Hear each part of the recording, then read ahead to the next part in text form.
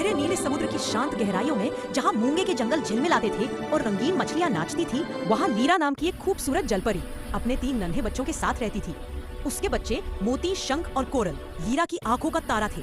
Lira उन्हें समुद्र की कहानियाँ सुनाती, लहरों के साथ खेलना सिखाती और सबसे बढ़कर उन्हें समुद्र की पवित्रता और उसके नियमों का सम्मान करना सिखाती थी। उनके लिए समुद्र सिर्फ एक घर नहीं था, बल्कि एक खेल का मैदान, एक शिक्षक और एक संरक्षक भी था। वे खुश थे। उनकी हंसी पानी के बुलबुलों की तरह ऊपर उठती और पूरे मूंगे के जंगल में गूंजती रहती थी। लेकिन समुद्र के ऊपर इंसानों की दुनिया में एक अदृश्य खतरा धीरे धीरे पनप रहा था। एक बड़ा तेल टैंकर जो समुद्र से गुजर रहा था, उसमें अचानक खराबी आ गई। देखते ही देखते हजारों लीटर काला चिपचिपा तेल समुद्र में फैलने लगा। यह तेल एक भयानक राक्षस की तरह पानी की सतह पर फैल गया और धीरे धीरे नीचे की ओर बढ़ने लगा। लीरा और उसके बच्चों को पहले इस के जंगल में सुरक्षित महसूस कर रहे थे, लेकिन जब तेल की पहली लहरें उनके पास पहुंची तो लीरा को कुछ अजीब सा महसूस हुआ। पानी का रंग बदल गया और हवा में एक अजीब तीखी गंध। अंतिम सांस लीरा ने तुरंत खतरे में पहुंचा। उसने अपने बच्चों को बचाने के लिए उन्हें गहरे समुद्र की ओर खींचने की कोशिश की, जहाँ तेल अभी नहीं पहुंचा। तेज चलो मेरे बच्चों, ऊपर मत देखो, बस गहराइयों में जाओ, लीरा ने अपनी पूरी ताकत लगाकर कहा। लेकिन तेल तेजी से फैल रहा था। वो चिपचिपा काला पदार्थ मूंगे के पेड़ों को ढक रहा था, मछलियों को फंसा रहा था और समुद्री जीवन को सफोकेटिंग कर रहा था।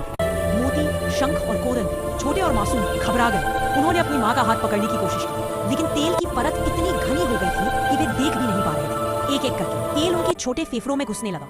उनकी चमकदार पूंछें काली पड़ गई और उनके सुंदर चेहरे पर डर और दर्द फैल गया।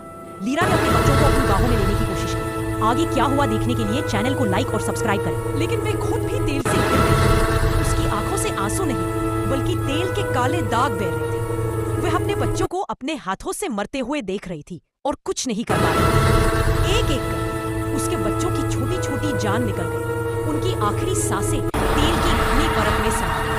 लीरा ने अपने मृत बच्चों को अपनी बाहों में जकड़ लिया। उसका दिल टूट गया था। समुद्र ने उसका सब कुछ छीन लिया था, सिर्फ इंसानों की लापरवाही के कारण। अंत में लीरा ने भी अपने बच्चों के पास अपनी अंतिम सांस ली। उसका शरीर अपने बच्चों के साथ समुद्र की गहराइयों में डूब गया, जो अब पहले जैसा शांत और नीला नहीं था। खामोश समुद्र। जब तेल का हिसाब आखिरकार साफ हुआ तो समुद्र फिर से नीला हो गया, लेकिन मूंगे के जंगल खामोश थे। वहां कोई जलपरी नहीं थी, कोई हंसी नहीं थी, केवल एक भयानक चुप्पी थी। ये कहानी एक याद दिलाती है कि इंसानों के कार्य प्रकृति पर कितना गहरा प्रभाव डाल सकते हैं और कैसे हमारी लापरवाही निर्दोष जीवन को हमेशा के लिए छीन सकती है। क्या हुआ देखने के लिए चैनल को लाइक और सब्सक्राइब करें।